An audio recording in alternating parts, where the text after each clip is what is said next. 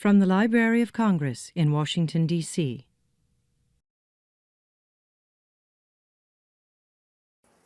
My name is Andrea Sachs. I'm a writer with the Washington Post, and I'm here to introduce Julie Morgenstern.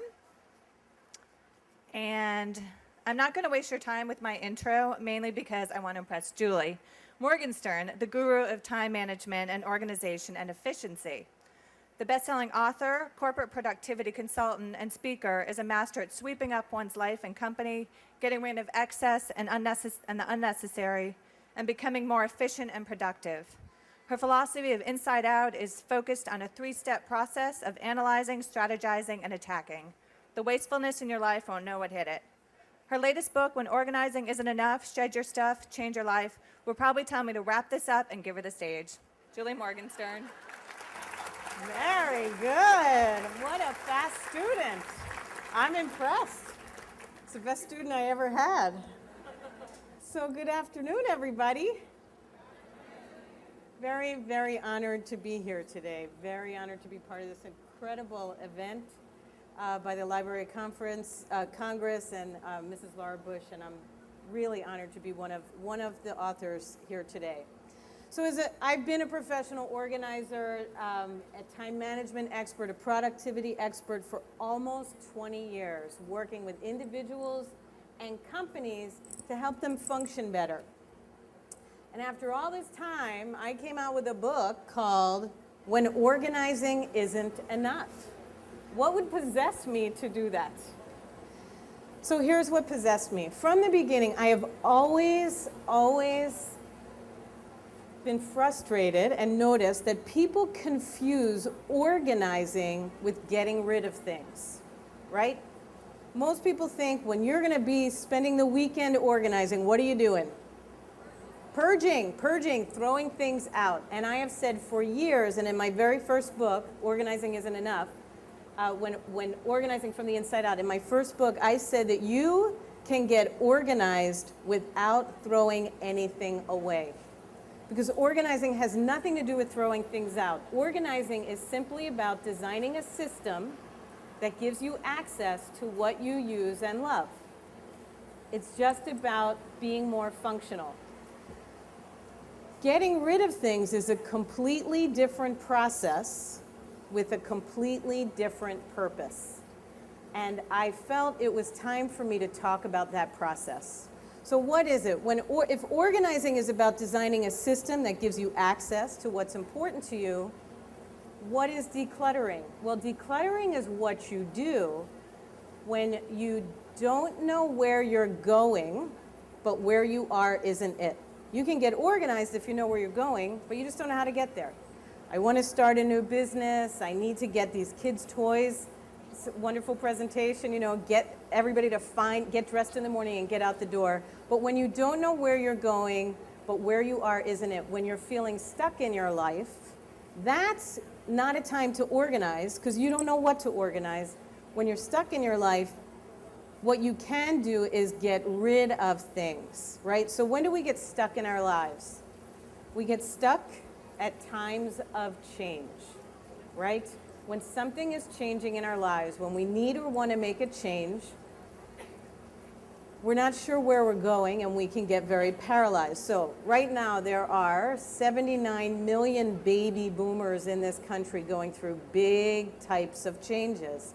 They're looking at empty nests. They're thinking about retirement. Their kids have flown the nest and they're dealing with divorce after all those years, remarriages, late career changes. You have 100 million millennials, the new millennials just graduating college, who have to leave their childhoods behind and start new careers and identify themselves as adults. And if you are in the middle of your child rearing years with every new child who is born, you've got to do some big changing, right? So what happens when we have to change? We freeze. We get paralyzed. We're stuck. We clutch. We don't want to make a move until we know exactly what's next, right? And if you don't know, here's the problem. You can't figure out what's next if your space and your time are so full of everything that's old. We as Americans, honestly, we're going through a tremendous change moment, right? We're about to change our administration. I was actually last night talking with Mrs. Bush's staff about they're in a decluttering moment. They're about to do a big transition, right? So there's all kinds of change going on in the world, and we need to clear the space in order to make room to figure out what's next. So what is shed? Shed is a process of decluttering that gets rid of the old to make room for the new. So it's really an acronym, and SHED is actually 4 steps, S-H-E-D. I'm the queen of acronyms. Anybody who knows my work, I have the SPACE formula, S-P-A-C-E, to organize. I have the WADE formula for time management. You wade through your to-dos. I was a great Scrabble player. I was a killer Scrabble player, and I could always find the word in the process. So SHED is a 4-step process. Here's for decluttering. S is separate the treasures. You don't toss it all. No, you don't toss it all no matter what they tell you on television. Get rid of it. No, don't get rid of it all. You separate the treasures. H is for heave the rest. Means really dump it. Not 2 items a day for the rest of your life. But once you've determined it's trash, you get rid of it. You separate it. You don't have all those boxes in your front hall waiting to donate them, and 2 years later, they're still in your front hall. You heave the rest. E is for embrace your identity from within, and D is for drive yourself forward into your new life. So it's a little overview. I'm going to go a little bit deeper in a minute. But first, I want to agree on what the definition of clutter is. What is clutter, right? Clutter is anything that is stagnant, what I call suspiciously stagnant, in your space or in your schedule or in your life. So what is suspiciously stagnant? Stuff that's not moving. It's that pile of papers, that stack of magazines, that clothing closet. You are not putting anything in or taking anything out. It is stagnant. It's not just stuff, though. It's also time clutter. What is time clutter? Think about those unfinished projects that have been on your to-do list for 3 years and they haven't moved. Suspiciously stagnant. And habits, right? There are habits that are also clutter. So perfectionism or procrastination or chronic lateness or checking your email every 7 minutes, 24 hours a day, mindlessly, is time clutter. That's habit clutter, because it's filling your space with things that, and your time, that don't really provide you value. So I'm going to read you a little story from the book under the heading, What is Clutter? So a well-known Zen parable tells of a wanderer on a lonely road who came upon a torrential stream that had washed out the bridge. He couldn't swim and he was afraid to wade across it, so he had to spend several days cutting down trees and vines with his small knife to build a raft. The raft he built was solid, and the heavy raft carried him safely across the flood. On the other side of the bank, he thought, this is a good raft. If there's another stream ahead, I could probably use it. And so he carried that raft for the rest of his life. So I want you to just take a moment to think about the meaning of that story. And think about the things that are stagnant in your space and in your schedule and your to-do list. And ask yourself, how many of those are my rafts? They are things that I picked up along the way that were useful to me at one point, but I no longer need them, right? Or I picked them up because I thought they might be useful someday, and it turned out they're not. Or they came into my life because Aunt Bessie thought it would be useful to me, and it really is not. In the popular culture, I think it's very unfortunate the way clutter is portrayed, because I think you see in too many television shows, for the entertainment value, people call clutter junk. And I don't think of clutter as junk. And in the book, I change the terminology and vocabulary and say clutter is not junk. It is a point of entry. It is an opportunity to open up space and energy and insight that can get you unstuck. So I want to tell you a little story, my own personal story of shedding. And I talk about myself in the book as well as many, many, many other characters and clients I've worked with, and there are some fun stories in the book. But for me, I have a now 23-year-old daughter. And when she was graduating, and I'm a single mom and one kid, and when she was getting ready to graduate high school, I had to make a decision when she was moving out about, do I stay in this apartment, which was a wonderfully organized apartment, as you can imagine. It had everything that we needed, and it was a cozy tribute to our life as a family. And I had to decide, am I going to stay in this apartment or move? And I decided I checked with my daughter. She said it was fine, Mom. It's okay, you can move. And I decided to move into the city. I live in New York, and I was in Brooklyn. I decided to move to Manhattan. Taking that apartment apart was difficult. I tell you, I was just frozen. I really didn't know if I could do it. And once I started doing it, it was a wonderful transformative process. There were great memories, and I was able to do it. But the most difficult thing for me to let go of, surprisingly, was my cookbooks.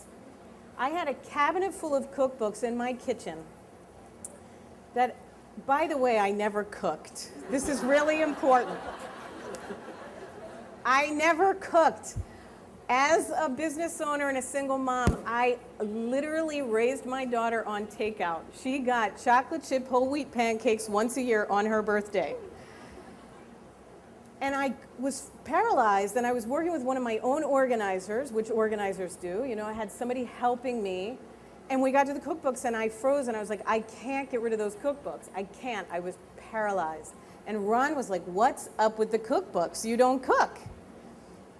And I really thought about it, and I went, you know what? Those cookbooks represented the role of a mom that I thought I would be. I had aspired to be the kind of mom that my daughter would come home to these incredible home-cooked meals.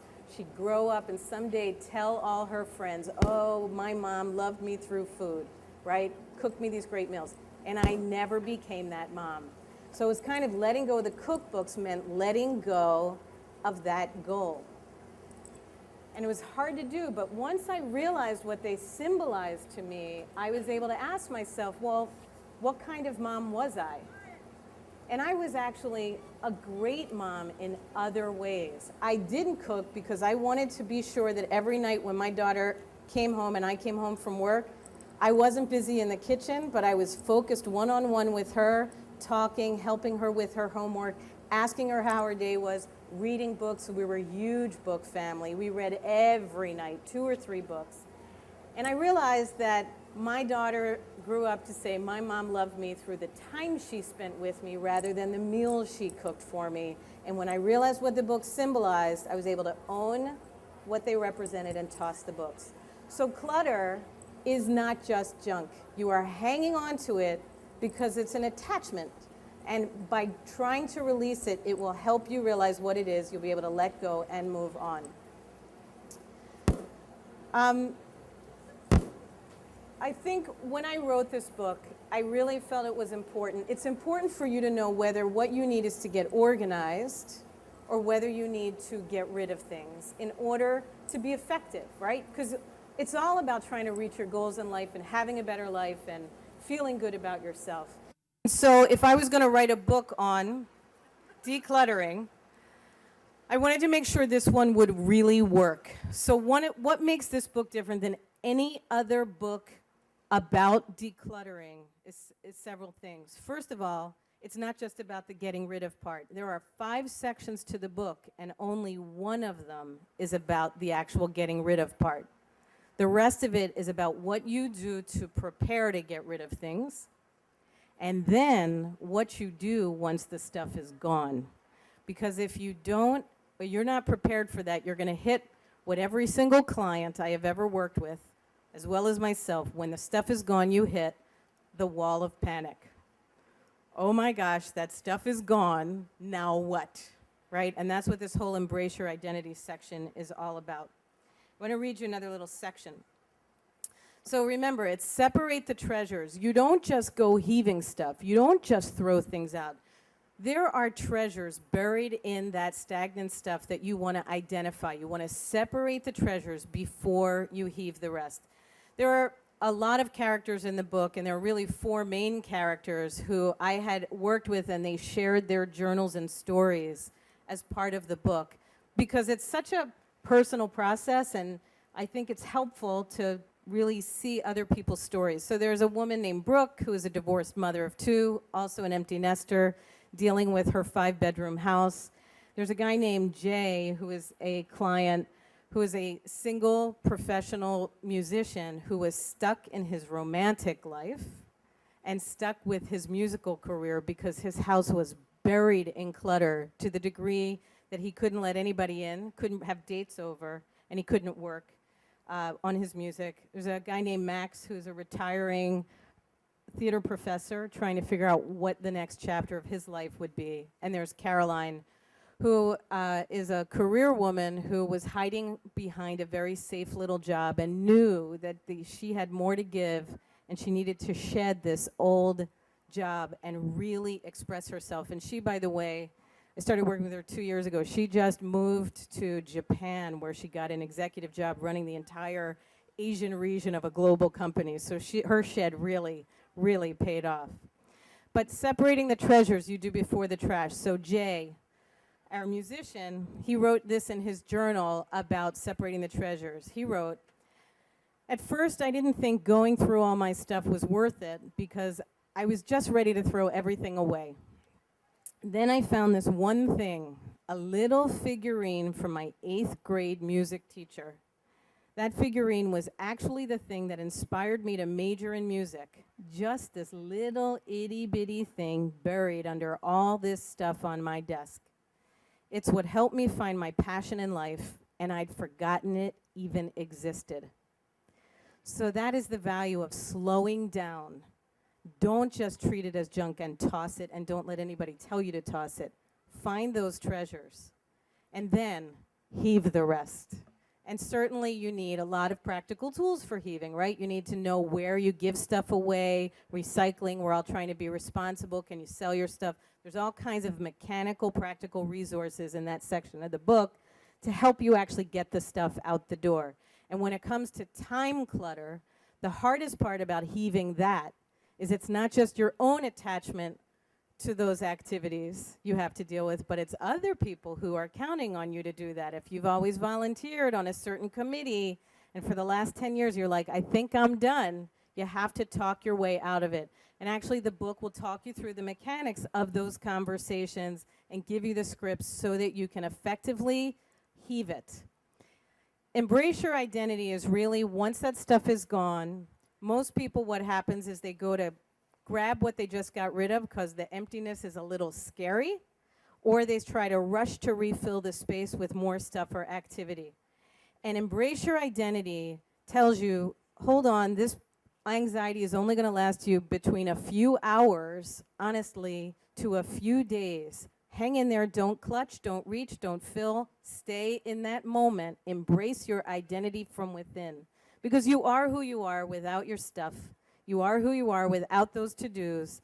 And it really gives you that confidence to connect to yourself before you drive yourself forward. And that last section of the book really walks you through a series of exercises and processes to start filling the space with what you really want to do next. And it's experimenting on theme. I call it on theme. I ask you to name the theme of the next chapter of your life. It's a really fun, engaging process. You don't have to know what you're going to do. You just need to name what it's going to feel like. And that's your theme. And then you start experimenting on your theme, and you try different things. And you also experiment off theme.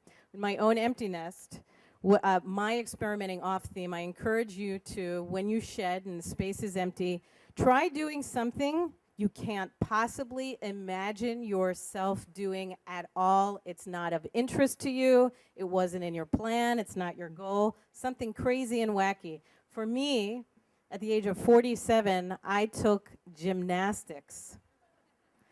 I had no interest in doing gymnastics. It was really my daughter's idea. She was like, "Mom, come take gymnastics. It's really cool. You flip upside down. Doesn't that sound fun?" And I was like, "Jessie, that sounds as far from fun to me as I can imagine. Who wants to, very grounded, centered person." And I ended up doing gymnastics.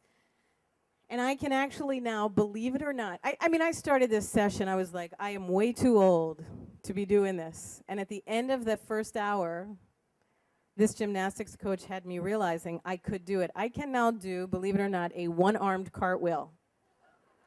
Is that amazing? I know. But I'm not doing it here. I'm not. We don't have enough padding, just in case. So, shedding. Shedding is what you do when you are in transition. Shedding is a way of taking charge of change so that you come out transformed, and every change is an opportunity for becoming more of who you are and getting closer to what you want in life. And I don't want you to ever let anybody tell you that getting rid of things is easy, and this book does not tell you it's easy. It takes courage. It gives you case studies and tools and encouragement and inspiration, practical stuff. But it takes courage, but it really works. I've never seen it fail. You will feel lighter. You will feel freer. I want to read you just one thing to finish, and then I'll open it up for questions. Shedding is defined by the National Geographic Association as a natural process that must occur in order for growth to be achieved. Birds molt, snakes slough, and lobsters shed their exoskeletons.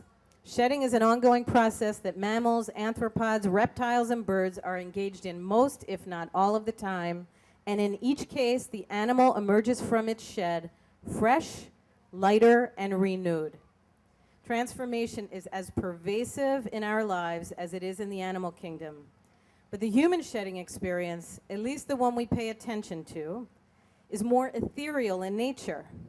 Yet by making it tangible, dealing with your tangible stuff, the things on your to-do list, the tangible objects, we put ourselves more in control. Shed is a transition or experience that transforms us in some way. And though this process is not always pleasant or easy, without it, life gets stalled. Clinging to the old, the irrelevant, and stagnant will bog you down, hold you back, and make you feel stuck. It can confine you to a space that no longer fits, denying you the opportunity to be your truest best self. So, let's go quietly through your old attachments, releasing the stagnant and creating the space for transformation. I promise it will be a vibrant and fulfilling journey toward your destination. Take your time and enjoy the ride. Shedding is really very freeing and fun. So I thank you.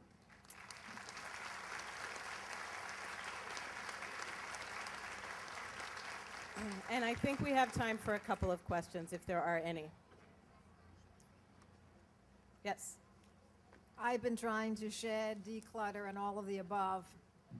But I think maybe there's some underlying emotional issues that people perhaps sometimes have that prevents them from being able to get rid of the obvious. Yes. That they need to deal with. I think in addition to being attached to the specific objects like the cookbooks or your college clothes, which represent another time in your life, I also think that each of us has a certain quantity of stuff that anchors us. And some people that's a little bit of stuff, and some people that's a lot of stuff, but it's a quantity of stuff that makes us feel anchored. And it's not the individual objects, but the volume. And if that's what you're attached to is the volume, then you have to, and it is, shedding changes the volume. You have to go into it and say, what is it about the volume that I'm attached to? It's a need for abundance. It makes me feel like I have enough. A lot of times people who grew up in one way or another feeling like they never had enough of something. And it's not even material things always. Sometimes it's not enough attention, not enough love, not enough.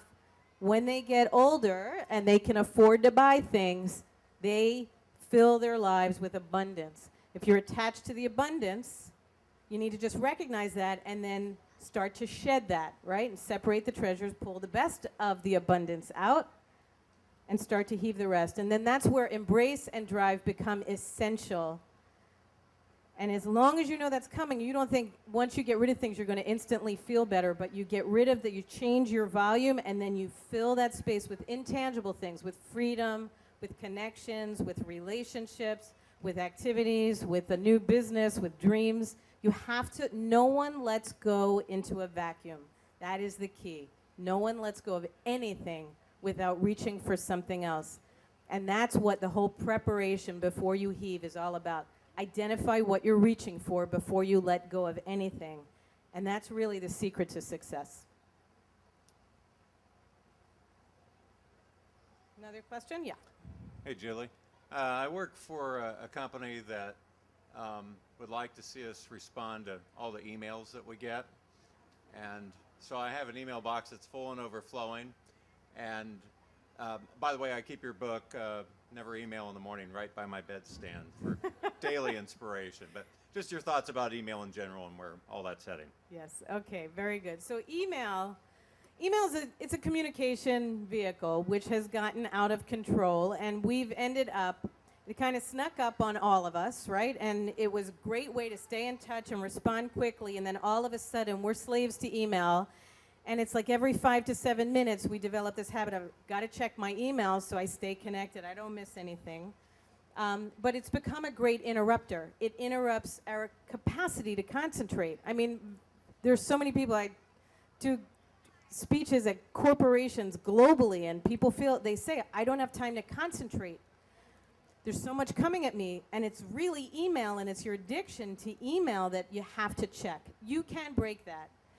Email's important, I think it's powerful, but you need to be in control of it instead of it in control of you. I do say the way to break the email habit is by avoiding it completely for the first hour of every day, which is by your bedside so you don't roll over and check your BlackBerry, right?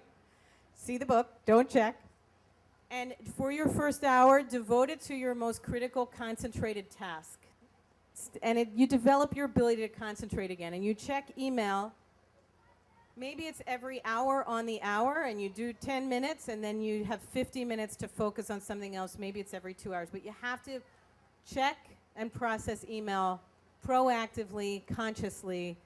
And I'll tell you, even your boss is a slave to email, and you really can work as a team and say, what are our rules about email at work? What is reasonable turnaround time?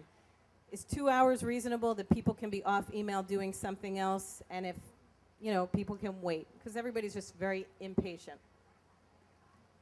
Yeah. Other questions? Yes.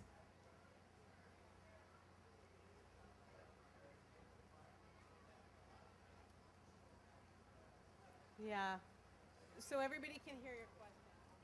Wait, I'll repeat your question. Oh, okay. Sir.